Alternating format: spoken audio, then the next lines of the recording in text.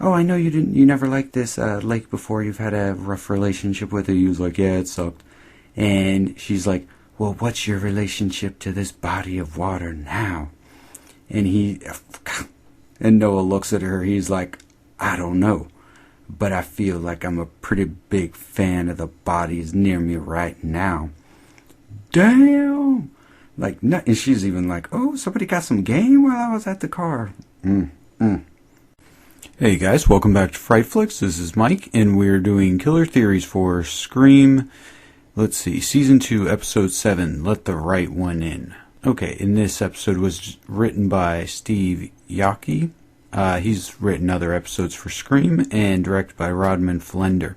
Rodman Flender has directed for Scream before, too. He directed Episode 8 of Season 1. That was the one where, no spoilers, you've probably seen Season 1 if you're listening to this. This is the one that started with Will's mom screaming and the head cut in half, and then Emma starts having all the, flashbacks, dreams, all that stuff, to Will standing there with the ripped down heart and all that cool stuff. So anyway, and he also directed one of my favorite 90s movies, Idle Hands. If you haven't seen Idle Hands, definitely check that out. Highly recommend that. Awesome horror comedy starring Seth Green. Check it out. So anyway, this episode starts off with creeper-ass Eli being a creeper. He breaking into houses, standing over sleeping couples with knives, while a song that's like, It's Just My Dark Imagination is playing. So creepy. This guy is a little too much. Anyway, one cool thing that I wanted to point out about this is specifically there are shoes laying on the counter.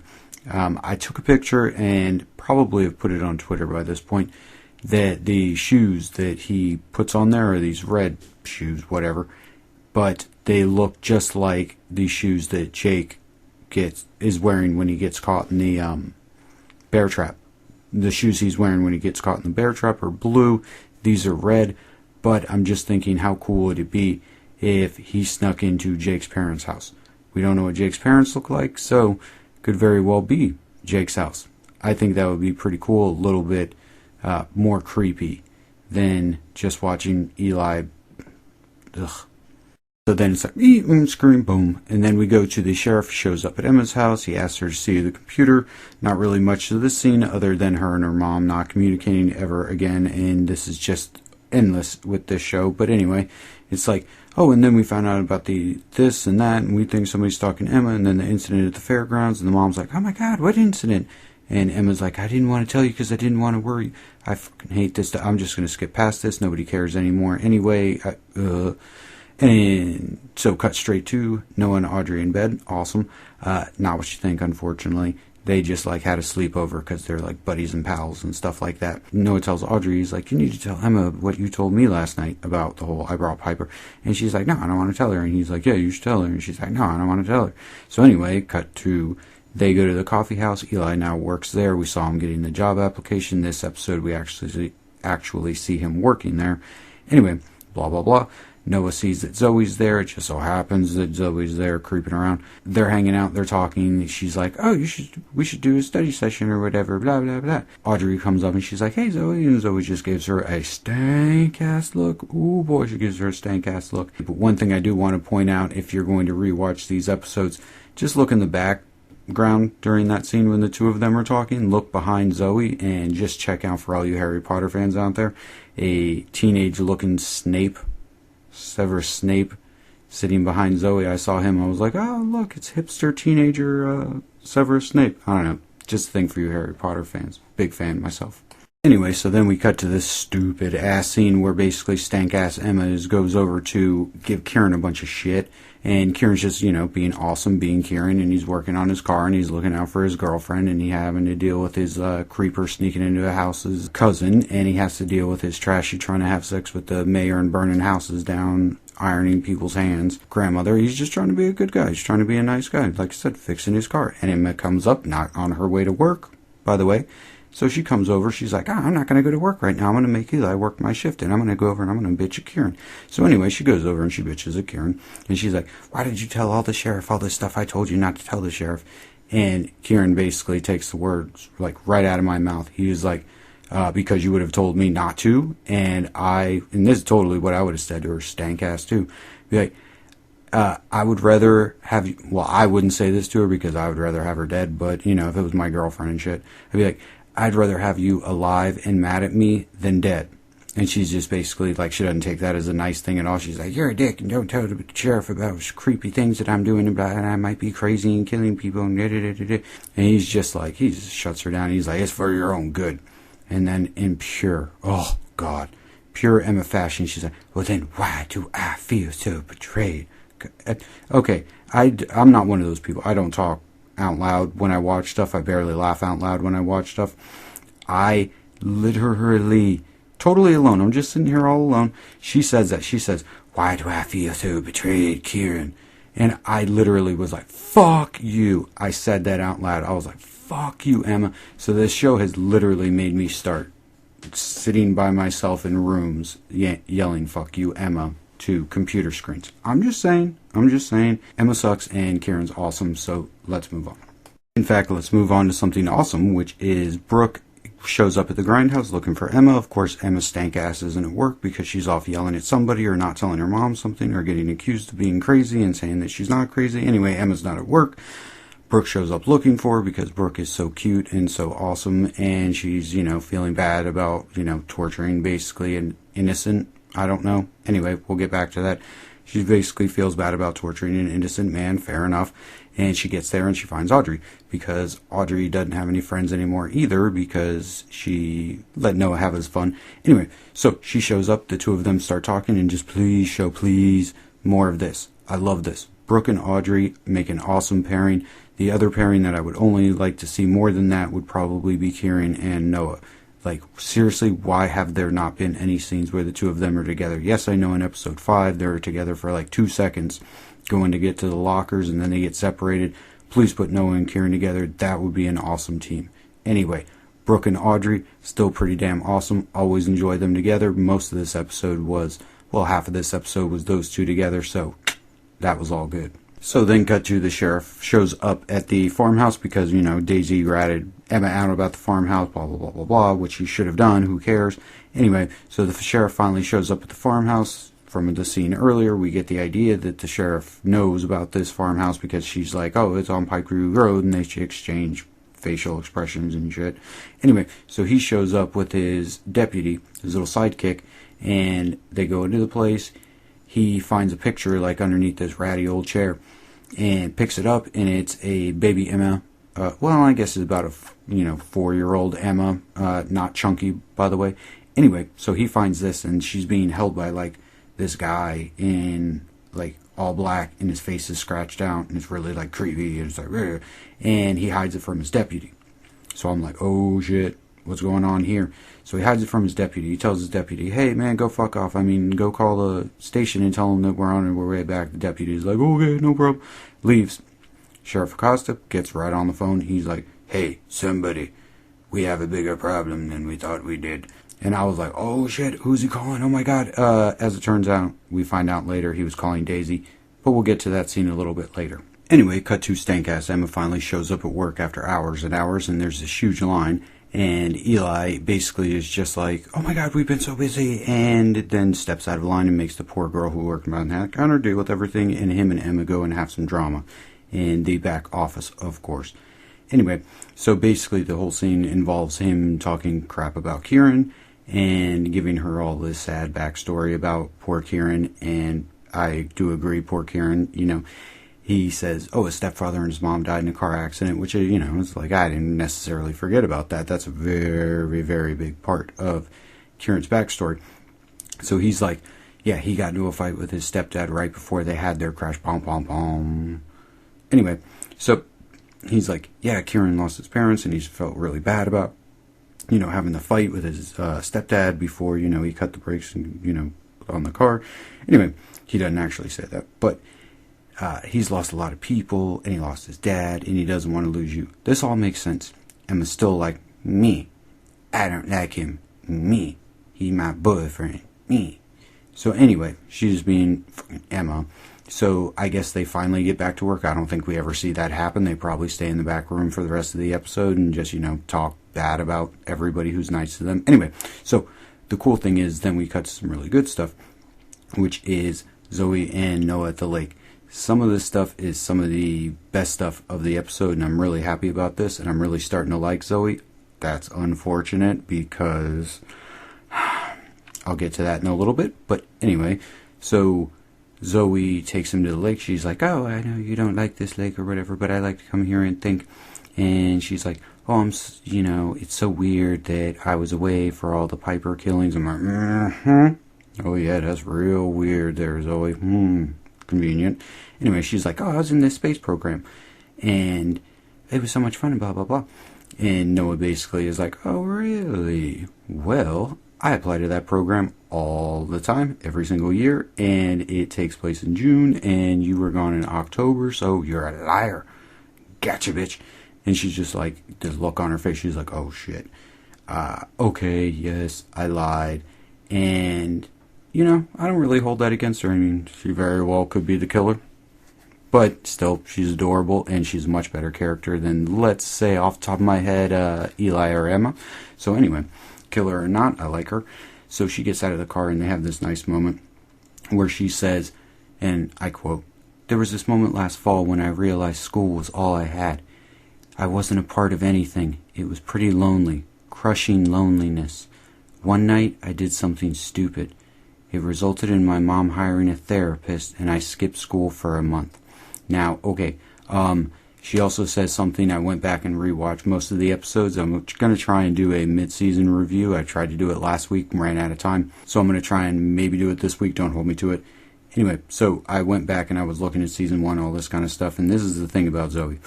Go ahead and just break this down right now. I don't quite know if I can say that Zoe is the killer, but she's starting to look very, very sketchy in my eyes. So much so that even though I don't know if she's the killer or a killer, she's probably going to be my, maybe top pick for this episode.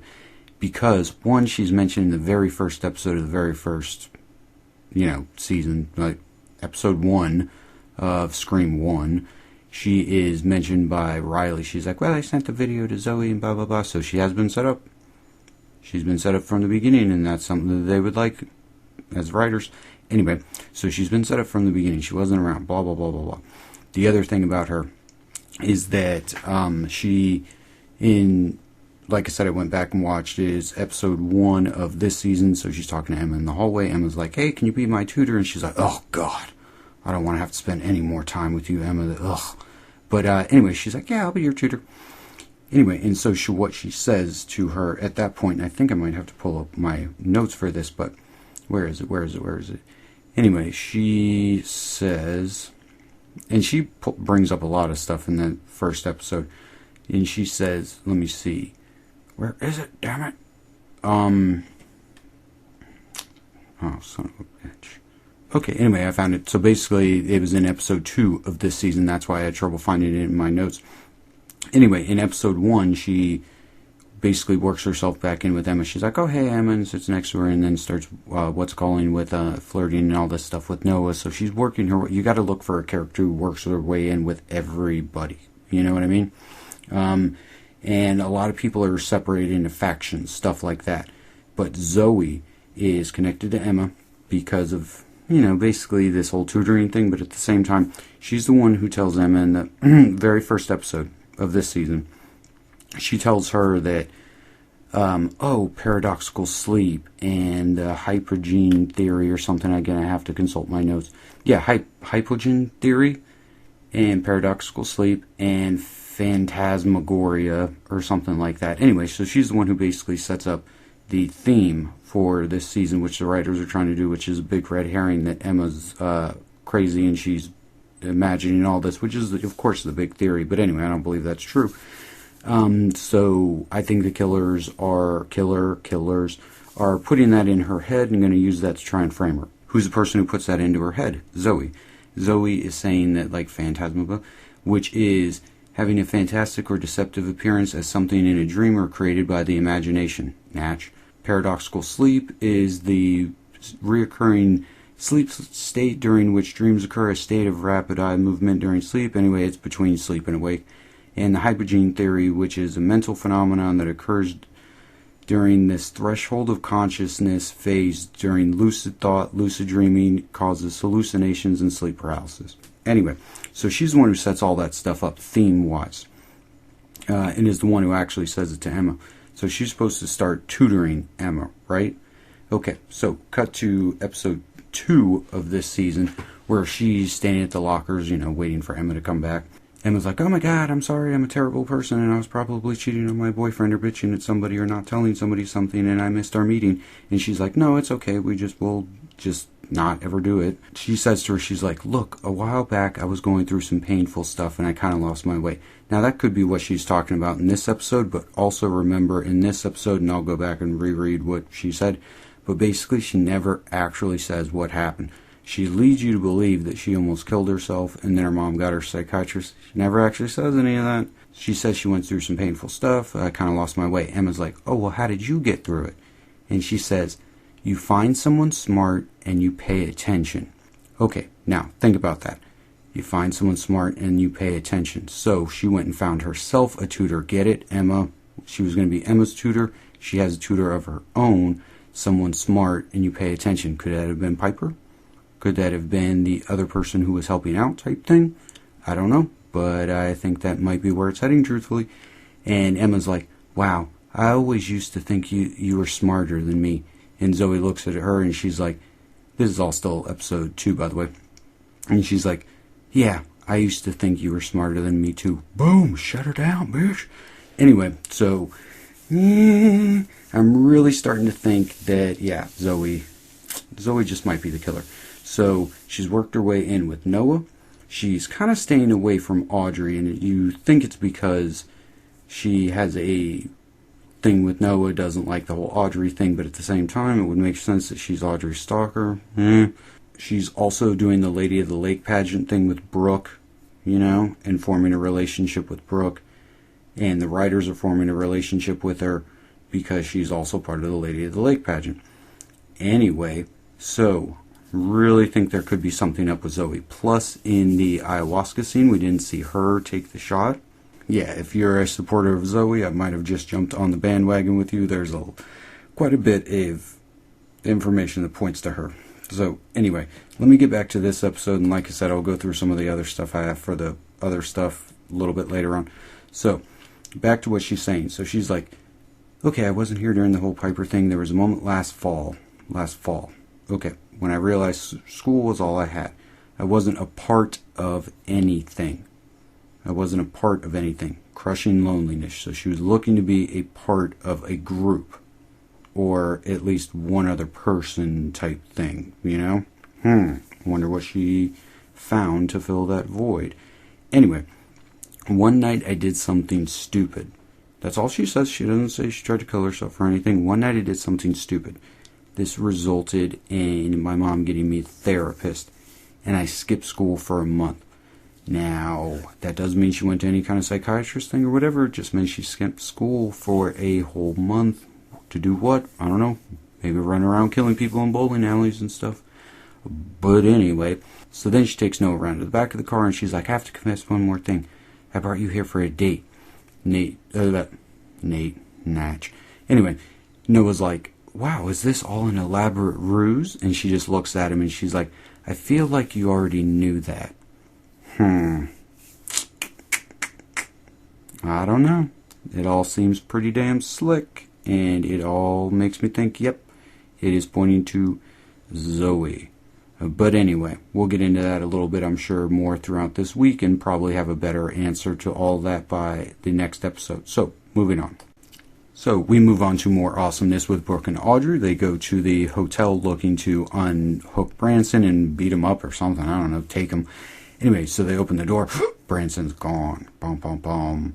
Brooke gets text and he's like, I need you to come apologize or whatever. And it's pretty funny. She's like, he even put apologize in quotation marks. And Audrey's like, ooh, what a creep. Awesome team.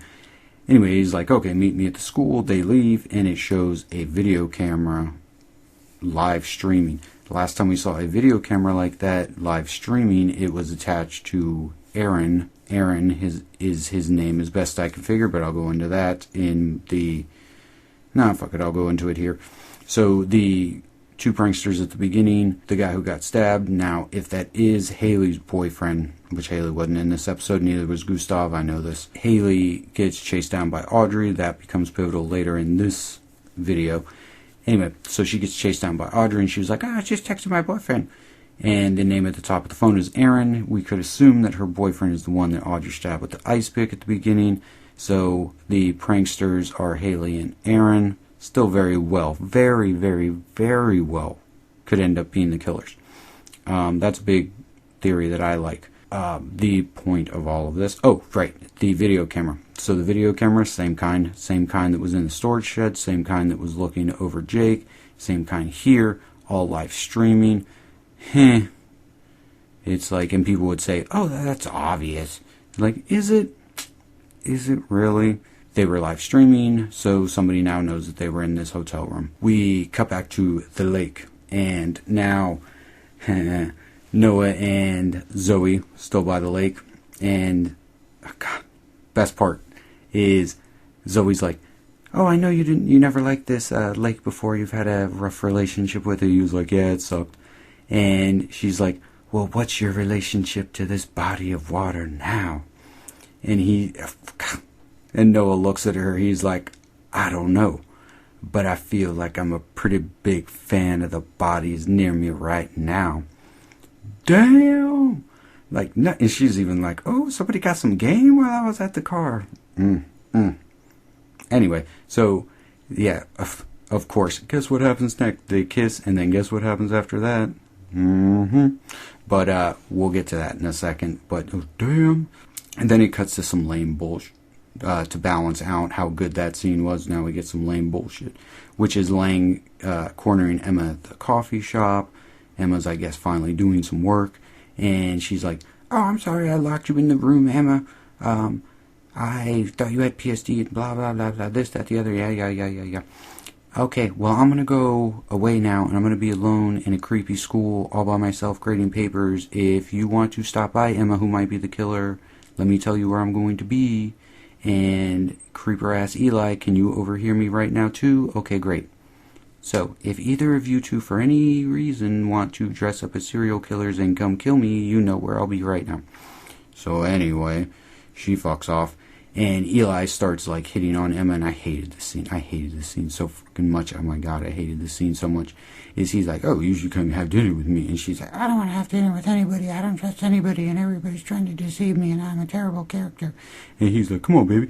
And like he grabs like her apron and unties it or whatever, which that might not seem like a big deal to anybody, but if you've ever worked in a job that has an apron, like that is a total, like, I mean, that's some sensual shit, right? Like, you untie somebody's, like, apron, that's, like, that's total. Like, you don't touch somebody's apron, I'll tell you that shit right now. You touch somebody's apron and you're not trying to, like, flirt with them, they'll turn around and they'll smack you in the face real fucking quick. Anyway, so he unties her apron, and Kieran comes walking in the door, and I was like, get it, Kieran, whoop that ass, oh, please, God, whoop that ass. But Kieran really doesn't do anything, and I'm like, no, Kieran, no, fuck all that. Like, jump over that counter, boots first, and kick that Goldilocking creeper right in the back of his teeth. Like, fuck that, you touch my girlfriend's apron, I'm gonna whoop that ass, bah. He doesn't do that, which, I mean, you know, granted, makes sense, it's fair. Kieran's a busy guy. He's got to fix his truck, he's got to run home and get his pig toy, he's got to go find Branson and Branson's hand lying around, he's got to put on his suit, and he's got to go kill Miss Lang, beat her ass, throw her up and down the stairs. He's got a lot of stuff to do. You can't blame Kieran. I wish he would have beaten him up, but like I said, he's a busy guy, he's got a lot of stuff on his plate, can't blame him. Alright, and then we get into some of the real good stuff for this episode, which is Lang alone at school. Anyway, so this is really cool, and I'm so fucking sorry I don't remember who said this. Please send me a message of whoever it was who came up with this theory, because it was awesome, and somebody in the comments was like, oh, maybe Lang's writing a book about her. Boom, killed it. Good. Awesome theory. Very good. Send me this, and I'll call you out on the next episode. A lot of comments, I can't go through them all to find it, but boom, you killed it. So Lang's writing a book about the Lakewood Six. And this is just a little thing you can say you learned something from listening to this podcast this week, is that there is a shot in that sequence, if you want to go back and watch it, where Lang is listening to her tape recorder, and it's in the foreground, she's in the background, and she keeps hitting play on it. And the tape recorder in the foreground and her in the background are both in focus at the same time. And if you look, there's this weird effect that splits the screen. That is called a split diopter. And that's a filmmaking term. Basically, it's you composite two shots together and you film your close-up. And that's why if you look behind the tape recorder, the background's blurry. If you look behind her, the background isn't blurry. Split diopter was very popular with filmmakers like Brian De Palma and Alfred Hitchcock. So now you can tell everybody you learned something this week. She has files on everybody, a crazy amount of files, crazy amount of stuff. Pretty crazy, I'll admit, but it is not nearly as crazy as all that shit Noah has. I'm just saying. Anyway, so she stops listening to the tape of Emma, stank ass, and she puts it into she opens up her desk drawer and she's got a whole bunch of stuff. I wrote down what's all on these tapes, by the way. So she's got six chapters of a book, all on tape. She has preliminary sessions 1 through 7. She has tapes on Kieran, tape on Kieran, tape on Noah, tape on Brooke, 2 on Audrey, 4 on Emma, and here's the big one. This one threw me off. This is very interesting. She also has a tape on Gustavo. Also interesting is that she doesn't have a tape on Jake. So she didn't start doing this book until after Jake was killed. She never interviewed Jake, unless he's part of the preliminary sessions. We don't know what that means. But yeah, that she has one of all the Lakewood 6 other than Jake. But she also has one of Gustavo. That's kind of interesting. Another little detail that I noticed just because I'm into college football is that she has Texas A&M University banners up in her office. I don't know. Maybe that's just a production designer, went to school there or whatever, but still, she went to school in Texas.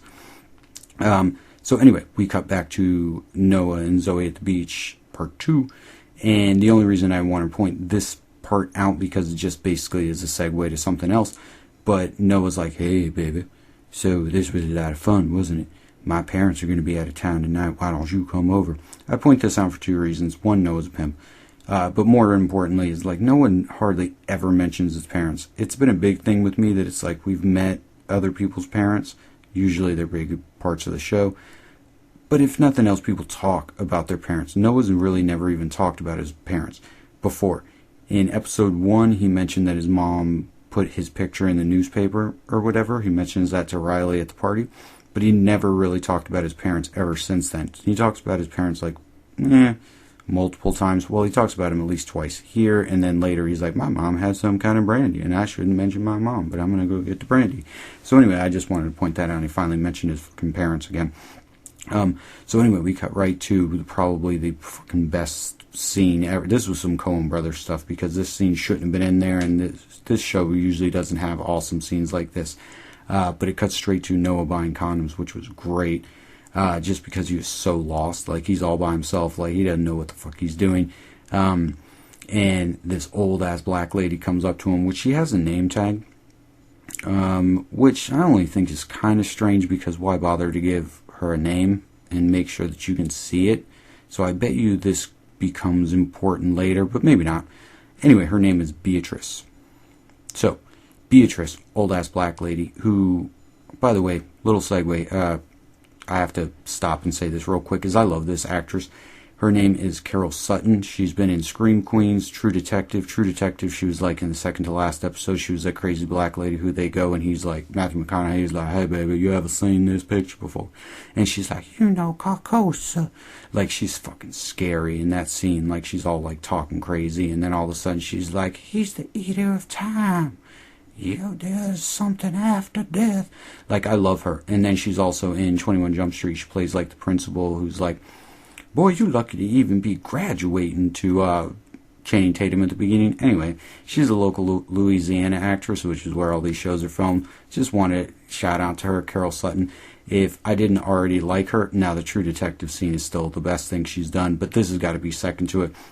And so Noah's looking at the condom. She just like olds her way right up to him, and she's like, "Smooth ribbed, baby." And he's like, "Excuse me?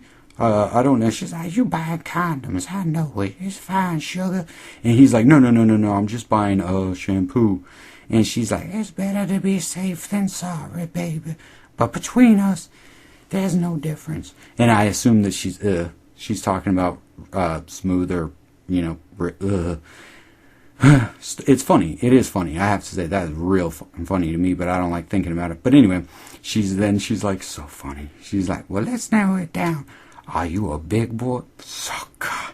And just the look on Noah's face says it all. It was like, thank you, show. Like, we never get, like, weird, strange segues. Like, Coen Brothers have that stuff a lot, where it's like, you just cut to a scene that's, like, totally random and has, like, a really memorable, awesome character who's really strange. I love that scene. Commendable show. Thank you for having that scene in there. Although, like I said, we saw her name tag and she's a recognizable actress. I think Beatrice might come up later, but don't be surprised if you never see her again.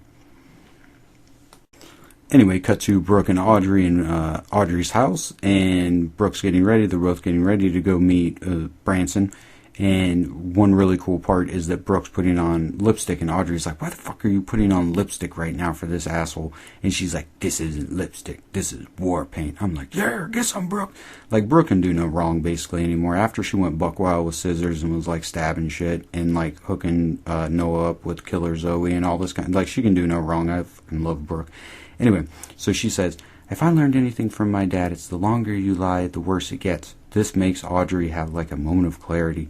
And Audrey texts Emma, and she's like, "I really need to talk to you." Automatically, the killer texts back and is like, "Come to the school or I'm going to send this to Emma." And then one little cute part is the killer just texted, said all that. Brooke turns around, she's like, "Who was it?" "Noah." Natch. It wasn't Noah, but still, whatever. So, anyway, cut right back to laying at school alone, and the killer calls.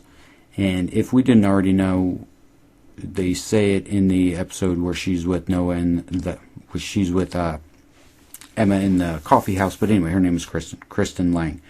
So Kristen, he's like, "Hello, Kristen. I'm just a fan of higher education, blah, blah, blah. Seth, hot for teacher." And makes, I believe, the first pun that the Scream Killer isn't really known for puns. That's more of a Freddy Krueger thing. And it makes his first pun where he's like, "Oh, don't worry, Seth is waiting for you out in the hallway, and he's not so handsy anymore." Walk, walk, walk on, walk, walk, walk. I'm surprised he wasn't, like, just quiet. Like, can you imagine how funny that would have been if he's like, "Don't worry, Kristen Lang, he's not so handsy anymore." And she just doesn't say anything. And it's just, like, dead quiet, and he's like, hello, get it? Handsy, you get... Like, whatever. Anyway, so she goes out into the hallway, the killer sneaks into the room and totally trashes the place. I think the killer might have been looking for something. Maybe they were looking for one of their tapes. Anyway, so Lang turns the corner, finds a little pig toy. Let me digress real quick with this pig toy that people have been saying online, and I am going to post something on Twitter if I haven't already. Make sure to follow us on Twitter, Fright Flicks, and you'll get a bunch of more updates, things like that. But anyway, so the pig toy, everyone keeps trying to tie that back to Noah, and I'm not saying that it's not a visual cue to suspect Noah, but it's not the same toy. I took pictures of all 3 times that it's turned up. The one that Noah has in the very first episode of this season, also the first episode where Jake, and right now, the one that Jake finds and the one that she finds in this episode in the hallway, they're the same. They are pink and they don't have top hats. The one that Noah has in the very first episode that he sets down is red. This one's pink. His is red and has a top hat. These two don't. So, it is not the same pig that Noah had. Anyway, so she finds the pig, killer attacks, killer holds up Branson's hand, which is pretty funny, pretty gory, and then goes to like killer, and Lang kicks the shit out of him. Just like 1 foot straight in the middle of the chest. Somebody mentioned last week the killer had boobs. Let's hope for the sake of the killer that that's not true, because holy hell, Like, she kicks the hell out of him. Anyway, so she runs away. She finds Branson. He's just bleeding on the middle of the floor. And Killer sneaks up, and he's like, run, baby. Killer stabs Branson. We think he's dead. Nope. Nothing ever kills Branson. Like, he didn't die last season. He got his hand cut off. He didn't die. He gets stabbed. Is he dead? What do you think? And we'll get to that at the very end. So then anyway, the killer chases down Lang, catches her in the stairwell. Now I just have to point this out real quick. Maybe it's nothing, maybe it's everything. That the killer attacks her in the same stairwell that Audrey confronted Haley, where she's like, boom, bitch, who you texting? Stop texting me. And she's like, I'm texting my boyfriend Aaron, and it's like, I love him and everything. So the fact that it's the same stairwell, I don't know. But I do have to say, Haley seemed pretty small. Unless it's her boyfriend Aaron, I don't know. Haley seems a little bit small to do what she does, which is beat the absolute ass off Lang. Like, now, people can argue with me all day if it's Kieran or not, and a lot of people think it's Stavo. I don't know. Whatever. I think it's Kieran. You guys all think it's Stavo. That's all fine. But whoever it is, they beat the ass off of her in this stairwell. They throw her up the stairs. They throw her down the stairs. They throw her across the stairs. They kick her ass everywhere. And then some dumbass janitor just walks in and the killer runs away, which I don't understand. Like, that better be a plot point, because why wouldn't the killer just, like, if the killer's killing all these people and he's not afraid to, like Piper last season wasn't afraid to kill the chief of police, the sheriff. Like, she's like, what, you kiss my ass, I'm gonna cut your guts out. Like, I don't give a shit. And this character's scared to kill a janitor. Like, who the fuck's gonna miss a janitor? Anyway, so the janitor scares him off. Brooke and Audrey show up. Audrey goes running in. She starts yelling. She's like, where are you, you dick? The janitor runs up to her, scares her too. Like, not... The killer's scared of the janitor, and so is Audrey. Like, this janitor is the most, like, unscary looking dude I've ever seen in my entire life. But anyway, the janitor scares her. And the janitor's like, here, run real quick. You gotta help me in this, blah, blah, blah. And the janitor's like, she's still breathing, so... Anyway, we think we got a kill this episode. We thought we got 2 kills this episode, and I'll go ahead and jump ahead. Is that, I don't know if he's dead or not, but he's probably not. He's probably fucking not. Because he keeps dying and he doesn't actually die. So he keeps getting stabbed. He keeps getting stuff cut off. He keeps, like, having scissors almost cut his balls off. And he just doesn't die. So Branson's not dead. He's in a bathtub that's on fire. He'll get out of it somehow.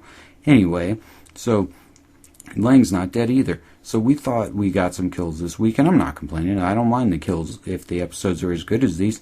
But why is she not dead? Anyway... So then Brooke enters, blah, blah, blah. So, cut to Noah and Zoe. They're doing some recording.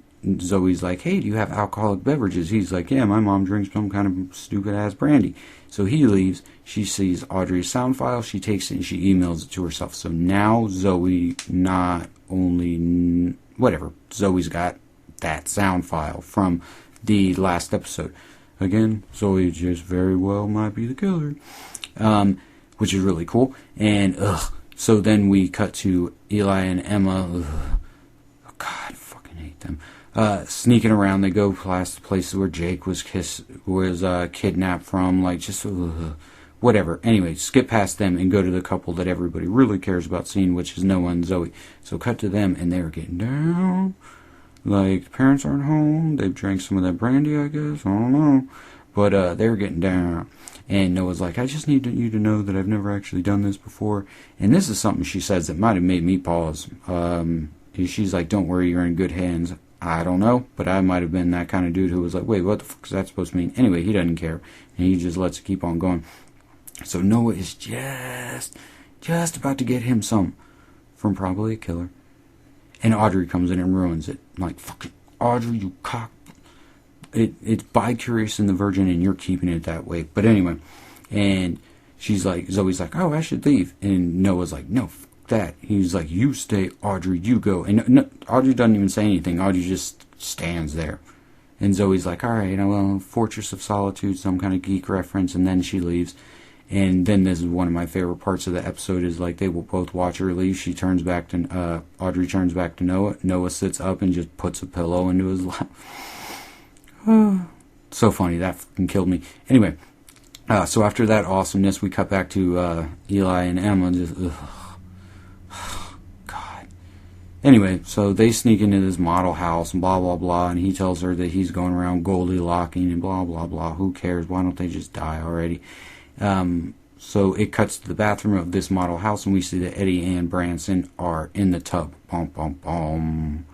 Then we cut to the sheriff and Maggie at the farmhouse. This part is really cool, and this part has got to be filled with a whole bunch of good stuff. I just can't quite decipher what they mean. But this is the scene that I'm going to be watching over and over this season and relating it to other seasons, where he shows you the picture. It turns out he's the one that she is the one that he called earlier. Anyway, so he's waiting for her at this farmhouse, and he shows her the pic, and she's like, "Did you call Quinn?" Quinn, of course, if you guys don't know, that's Mayor Maddox, Brooke's dad. Don't know why she would say that. He found a picture. She's like, "Did you call Quinn?" And he says, "I'd rather leave him out of this for the time being." Interesting. Anyway, so Daisy says, "Look, I know what you're thinking, and you're wrong." What is he thinking? I don't know. And Daisy's like, or he's like, "Look where we're standing. Piper's dead." Piper's dead, by the way. Piper's dead. Somebody else is obsessed with your daughter. Who else could it be? Bom, bom, bom. And then Daisy is, of course, fucking Daisy's just as shitty as her fucking daughter. Anyway, she's like, "That's not what's happening here. We handled that situation." I'm like, what the fuck are they talking about? Like, this is some interesting shit. Like, get to it. And Acosta's like, "No, we only thought we did. But one way or the other, this is about Emma." Ugh. Of course it is. Ugh. Why is everything about fucking Emma? Like, these people just need to finish their job and just kill her off. Anyway, so it's about Emma. And we both know it could be our own fault. Now, I swear to fucking God, if it turns out that the mom is hiding yet more secrets from Emma, and it turns out that, like, Troy James is really Emma's dad, or that Brandon James is still alive, and Brandon James is also Emma's, which I don't think so, because we found out that she was being a hoe and ended up with Brandon and had Piper's crazy ass, and then she was, married to Kevin, who's all sad and drunk all the time. And so what I'm thinking this could possibly mean is that she went hoeing around again and hooked up with Troy, which is terrible because she was married and that was Brandon's brother. Well, actually, I don't know. I don't think she was married at the time, but I think she was dating Kevin. Anyway, she's a terrible person, so I wouldn't expect it. Anyway, so that's where I think this is going. We'll see. So, cut to Emma and Eli at the model home. They talk about how Kieran's so much different and how Kieran's awesome and they're terrible characters. And then Eli tries to kiss Emma. And thank the fucking Lord somebody lights the fucking place on fire so we don't have to look at them anymore. So anyway, somebody lights the place on fire. Outside it says the Ren Lake Sales Office. I don't know if that means anything, but still. And she's like, "Oh, we need to call the police." And he's like, "I have a history." No. Anyway, who the fuck cares? The only thing that I think is still kind of interesting about this is, one, Branson's still alive inside the house, or at least he was. And I don't know why necessarily. I think just whatever, you'll know why, is that it was Eli's mom who burnt the house down.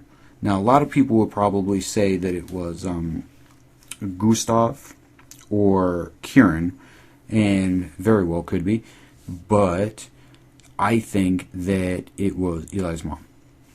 I think that was the job that Mayor Maddox was like, "You look desperate, do you want to have a job?" And it only makes sense that, like, she almost accidentally burnt down the house that her son was in, yada, yada, yada. I don't know. I don't really care, because it's some stupid side plot, no doubt. But anyway, I think it's Eli's mom who burned that house down. So, anyway, as far as my final killer theory on this episode, just this episode, I'm still going to stick with Kieran, because he's awesome, and I at least hope he's going somewhere and they don't just murder him. But also, I gotta say, I'm starting to think Zoe might really, really truthfully be the killer. Yeah, that's really starting to sink in. Anyway, let me know what you think. If you think it's Zoe, let me know. If you think it's Kieran, let me know. If you think it's anybody else, let me know, and we will go through all this stuff. And then I will see you next week for episode 8, Village of the Damned, which is going to be, if you can believe IMDb, directed by Gil Keenan, who directed Monster House and the remake of Poltergeist. Who cares about the remake of Poltergeist, but Monster House is pretty cool. So I'm looking forward to what he brings to his episode of MTV Scream. So, like I said, leave me your comments. We'll talk about all this stuff until next week, and I will see you then. Later on, guys. Yes. Yes. Yes. Yes. Yes.